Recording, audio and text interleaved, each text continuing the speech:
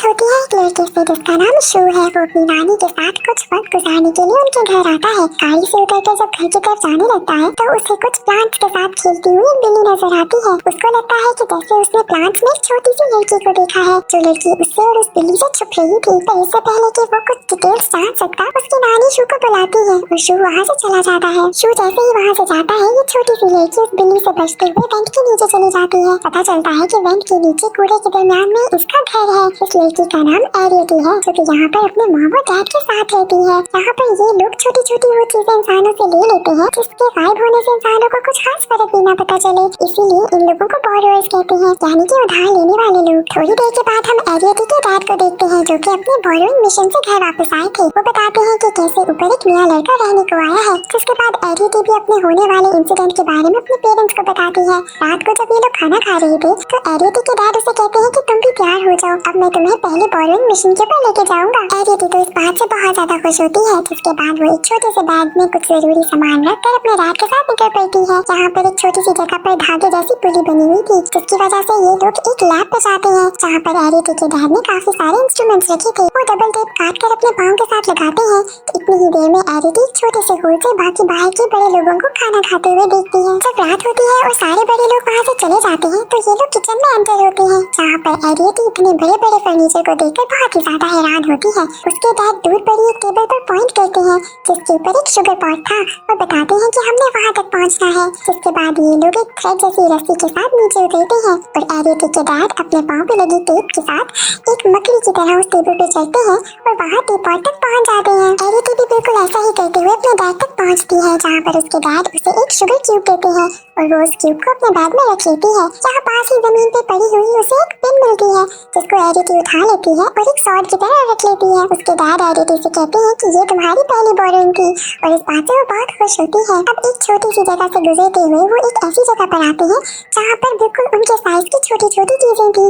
बिल्कुल एक घर बना था, जहाँ पर एरिटी के डैड उसे बताते हैं कि ये इंसानों का बनाया हुआ एक डॉल हाउस है। अब डॉल हाउस से निकलकर ये लोग एक टिश्यू बॉक्स के पास से होते हुए गुजर रहे थे, जहाँ पर एरिटी देखती है कि शू उसकी तरफ घूर रहा है और वो घबराहट में अपना शुगर क्यूब नीचे गिरा देती है। जहाँ पर शू से कहता है कि तुम घबराओ मत, मैंने तुम्हें सुबह देख लिया था और मेरी मॉम ने भी मुझे बताया था कि इस घर में कुछ छोटे छोटे लोग रहते हैं।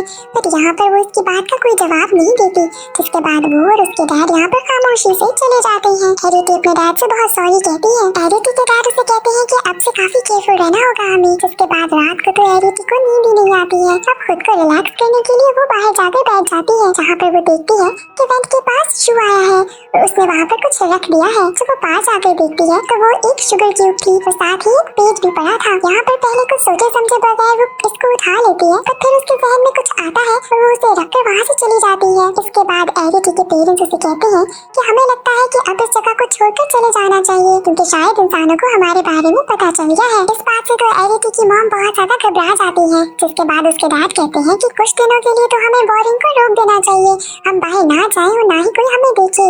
अब हमें कुछ ही दिनों में इस घर को छोड़ के चले जाना होगा। थोड़ी देर के बाद एरिटी दोबारा उस शुगर क्यूब के पास आती है तो देखती है कि उसके ऊपर बहुत ज्यादा चूंटियां थी और वो पेज उठाती है जिसके ऊपर लिखा था कि you have forgotten something.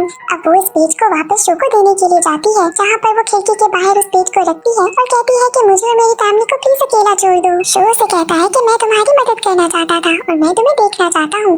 But एरिटी बहुत ज्यादा घबराई हुई थी। इतनी ही देर में बाहर से एक क्रू आकर एरिटी के ऊपर हमला कर देता है, जिसको बचाने के लिए शो खिड़की के पास आता है और ऐसे ही सारा शोर सुनकर शो की मेड हारू भी अंदर रूम में आ जाती है। वो उस क्रू को मारने लगती है और शू बस बचाने के लिए एरिटी को अपने हाथ में पकड़ लेता है ताकि उसकी मेड ना देख सके। मेड उस क्रू को तो यहाँ से भगा देती है और साथ ही शू को कहती है कि तुम्हें अपनी दवाइयाँ लेनी होंगी। और इसी बातचीत के दरमियान में एरिटी वहाँ से छुपकर निकल जाती है। वो जब डॉल हाउस से घर वापस जा रही थी तो एरिटी के डैड उसे देख लेते हैं, जिसके बाद वो थोड़ा गुस्सा भी होते हैं और अपनी वाइफ से कहते हैं कि अब बस हमें इस जगह से चले जाना होगा। दूसरी तरफ हम देखते हैं मेड को, जिसको बहुत ऐसे से शक था कि इस घर में कोई छोटे छोटे लोग रहते हैं, जिसकी वजह से वो एक कुरियर कंपनी वाले को कहती है कि मुझे किसी पेस्ट कंट्रोल वाले का नाम और नंबर दे दो। रात को डिनर टेबल पर हमें पता चलता है कि शू को दिल की बीमारी है और वो अपनी नानी के पास इसीलिए रहने आया है है क्योंकि कुछ ही अर्से में उसका ऑपरेशन होने वाला है। वो अपनी नानी से उस डॉल हाउस के बारे में पूछता है और नानी उसे बताती है कि ये तुम्हारे नाना ने बनाया था। उनको शक था कि शायद इस घर में छोटे छोटे लोग रहते हैं और उनका शौक था कि वो इस घर में आकर रहना शुरू करे। बट इतने सालों में इस घर को किसी ने यूज नहीं किया। जिसके बाद वो शू को उस घर को अंदर से दिखाती है। उस घर में छोटा छोटा फर्नीचर था, इवन की किचन था जिसमें हर जरूरत की चीज थी और वो बिल्कुल एक रियल घर जैसा लग रहा था। दूसरी तरफ एरिटी बोरिंग करते हुए बहुत जख्मी हो जाते हैं और एक छोटा लड़का उनको घर वापस लेकर आता है, जहाँ पर एरिटी पहली दफा किसी और छोटे आदमी को देख रही थी। यहाँ पर उसके डैड कहते हैं कि हमें जल्द ही इस घर को छोड़ना है और ये छोटा लड़का हमारी मदद करेगा एक नया घर ढूंढने में। एरिटी का बिल्कुल दिल नहीं था कि इस जगह को छोड़ कर जाए। जिसके बाद उसके डैड उसे बताते हैं कि यहाँ पर पहले भी 2 बोरिंग फैमिलीज रहती थी और वो गायब हो गई और इसी वजह से एरिटी के डैड उसे समझा रहे थे कि उन्हें ये घर भी अब जल्द छोड़ देना चाहिए कि कहीं उनके साथ भी कुछ ऐसा ना हो जाए। अब ये लोग बातें कर रहे थे कि अचानक से उनके घर की छत हिलने लगती है और ऐसे ही घर की छत उठती है और उनका पुराना किचन कोई उठा लेता है और उसकी जगह पर एक बहुत ही खूबसूरत सा किचन रख देता है। ये काम किसी और का नहीं बस शू का था, जो कि उस डॉल हाउस की मदद से इनके घर को खूबसूरत और प्यारा बनाना चाहता था, इनकी मदद करना चाहता था। पर इसके साथ साथ एरिटी की फैमिली पैकिंग करने लग जाती है और अपने घर का सारा सामान बांध लेते हैं। अब इनके जाने का वक्त था और एरिटी शू को गुड बाय कहने के लिए जाती है, जहाँ पर शू थोड़ा उदास होता है। पहली बार उसने एरिटी को ठीक से देखा था। यहाँ पर वो एरिटी से कहता है कि तुम दुनिया की सबसे खूबसूरत लड़की हो और फिर साथ ही वो बताता है कि मैं तो सिर्फ तुम्हारी मदद करना चाहता था, तुम्हें अपना दोस्त बनाना चाहता था। इसके बाद वो उसे अपनी मेडिकल कंडीशन के बारे में भी बताता है। शू को लगता है कि ये सब कुछ उसकी वजह से हो रहा है कि एरिटी को अपना घर छोड़कर जाना होगा, जिसकी वजह से वो एरिटी से बहुत ज्यादा सॉरी कहता है। अब दूसरी तरफ हम देखते हैं कि कैसे मे जब क्लीनिंग कर रही थी तो उसे जमीन पे पड़ा हुआ एक क्रोबार मिलता है। जब उसे वो अलमारी में रखने लगती है तो अलमारी में ढेर सारा सामान बाहर आता है और फ्लोर पर उसे एक छोटी सी जगह मिलती है, जिसको खोलने के बाद उसे नीचे वो डॉल हाउस वाला किचन नजर आता है और उसके बीच में खड़ी एरिटी की मॉम भी नजर आती है। मेड को देखते साथ ही एरिटी की मॉम भी चीखने लगती है। दूसरी तरफ एरिटी को उनकी आवाज आती है और वो उनकी मदद करने के लिए उनकी तरफ भागती है। यहाँ पर तो मेड एरिटी की मॉम को उठाकर एक जार में बंद कर देती है और किचन में बाकी सारे जार्स के बीच में छुपा देती है। जिसके बाद वो शू को अपने रूम में लॉक करती है और उसी पेस्ट कंट्रोल कंपनी को कॉल करके बताती है कि यहाँ पर छोटे छोटे इंसान हैं और मुझे उनको जिंदा पकड़ना है। जब एरिटी किचन में पहुँचती है तो उसे समझ आ जाती है कि घर की छत ऊपर से खराब हुई है और ना ही उसकी मॉम वहाँ पर है, तो इसका मतलब ये है कि किसी ने उनकी मॉम को पकड़ लिया है। एरिटी रोते हुए घबराकर शू के पास आती है, उसे विंडो से बहुत आवाज देती है। शू जब आता है तो उसे बताती है कि कैसे उसकी मॉम मिसिंग है। यहाँ पर शू उसे अपने साथ आने को कहता है। ये दोनों दरवाजे पर जाते हैं तो दरवाजा तो बाहर से लॉक था। जिसके बाद शू विंडो से बाहर निकलता है और साथ वाली विंडो तक जाता है, जहाँ पर एरिटी अपने छोटे साइज का फायदा उठाते हुए अंदर जाकर विंडो को खोलती है और ये नीचे हॉल में पहुँच जाते हैं, जहाँ पर ये मेड को फोन पर बात करते हुए समझ लेते हैं कि ये सारा काम इसी का है और इसी ने एरिटी की मॉम को कहीं छुपा कर रखा है। क्योंकि मेड का काम ज्यादातर किचन का था तो शू को लगता है कि कहीं उसकी मॉम भी वहीं पर कहीं ना हो। जिसके बाद वो और एरिटी किचन में जाते हैं। अब ये लोग आसपास देख ही रहे थे कि मेड किचन के अंदर आती है। शू को अपने रूम से बाहर निकला देखकर वो बहुत ही ज्यादा घबरा जाती है। जिसके बाद शू नोट करता है कि वो बार बार स्टोर के डोर की तरफ देख रही थी। इसका मतलब यही है कि उसने एरिटी की मॉम को वहीं पर छुपा कर रखा होगा। यहाँ पर शू बहाना करता है कि उसे बहुत ज्यादा भूख लग रही है तो मेड कुछ खाना बनाने की तैयारियों में लगी होती है।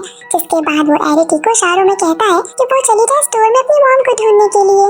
अब यहाँ पर वो एक रस्सी की मदद से नीचे उतरती है और स्टोर रूम में जाने की तैयारियों में लग जाती है। एरिटी बहुत मुश्किल से स्टोर में पहुंचती है, जहाँ पर वो अपनी मॉम को आवाज देती है और जैसे ही उसकी मॉम उसकी आवाज सुनती है वो भी एरिटी को आवाज देती है। ऐसे ही एरिटी को नजर आ जाता है कि उसकी मॉम एक जार में फंसी हुई है। जिसके बाद वो पिन को यूज करती है सॉर्ड की तरह और अपनी मॉम को बाहर निकालती है। इतनी देर में वहाँ पर शू भी पहुँच जाता है। जिसके बाद एरिटी की मॉम उसे देखकर बहुत ज्यादा घबराती है, पर यहाँ पर एरिटी उन्हें समझाती है कि उन्हें कोई खतरा नहीं है शू से। बाहर इतनी देर में पेस्ट कंट्रोल वाले भी पहुंच चुके थे। मेड जब बाहर जाती है तो उनको कहती है कि अंदर घर के आए, जहाँ पर साथ नानी भी पहुंच चुकी थी। मेड नानी को भी कहती है कि मुझे वो छोटे छोटे लोग मिल गए हैं जिनकी आप बात कर रही थी। जिसके बाद वो नानी को उनका घर दिखाने के लिए जाती है, बट वहाँ पर कुछ भी नहीं था क्योंकि शू ने ऑलरेडी वो सारी चीजें हटा दी थी। जिसके बाद मेड लेके जाती है उनको डॉल हाउस के पास कि इनका किचन मिसिंग होगा, बट शू ने वो किचन भी वापस रख दिया था। इसके बाद फिर मेड कहती है कि मैंने एक छोटे आदमी को तो पकड़ लिया है। जिसके बाद जब वो जार उठाती है तो उसमें तो एरिटी की मॉम भी नहीं थी। मेग तो बहुत ज्यादा घबरा जाती है कि ये सब हो क्या रहा है। नानी को एक छोटे से बर्तन में थोड़े से पत्ते नजर आते हैं जिनसे वो समझ आती है कि शायद मेग ठीक कह रही है। जिसके बाद शू भी अपनी नानी को बताता है कि ये लोग बुरे नहीं है, ना ही चोर है, ये लोग वॉरियर्स कहलाते हैं। मेग गुस्से में उन सारे पेस्ट कंट्रोल वालों को कहती है कि वापस चले जाओ क्योंकि अब यहाँ पर तो कोई काम नहीं है। दूसरी तरफ हम देखते हैं कि एरिटी अपने पेरेंट्स के साथ इस जगह को छोड़कर चली गई है। ये लोग एक जगह पर स्टे कर रहे थे और एरिटी बहुत ही ज्यादा डाउन फील कर रही थी। एरिटी के डैड कहते हैं कि वो छोटा नया लड़का हमें एक नए घर तक पहुंचा देगा। एरिटी को इतना बुरा फील होता है कि वो वहाँ से निकलकर बाहर चली जाती है जहाँ पर उसे दोबारा से वो बिल्ली नजर आती है। ऐसे लगता है कि वो आंखों ही आंखों में कुछ बात कर रही है। जिसके बाद वो बिल्ली जाती है शू के पास और उसे खुद को फॉलो करने के लिए कहती है। वो छोटा लड़का एक टी केटल लेकर आया था जिसमें एरिटी और एरिटी की फैमिली अपना सामान रखते हैं ताकि इस जगह से जाकर किसी और जगह पर देख सके, अपने रहने का बंदोबस्त भी कर सके। इतनी देर में अचानक से एरिटी को आवाज आती है शू की और वो भागती है उस तरफ ताकि उसको एक दफा दोबारा फाइनल गुड बाय कह सके। जहाँ पर शू से वो मिलती है और उसे थैंक यू कहती है कि उसने मदद की उसकी फैमिली को बचाने के लिए और उसको साथ साथ विश करती है कि तुम्हारा ऑपरेशन अच्छे से हो जाए। शू उसको एक शुगर क्यूब गिफ्ट करता है जिसके बाद एरिटी अपने बालों का क्लिप उतारकर शू को गिफ्ट के तौर पर दे देती है। जिसके बाद वो लोग निकल पड़ते हैं अपनी एक नई दुनिया बसाने के लिए और ऐसे ही मूवी एंड हो जाती है।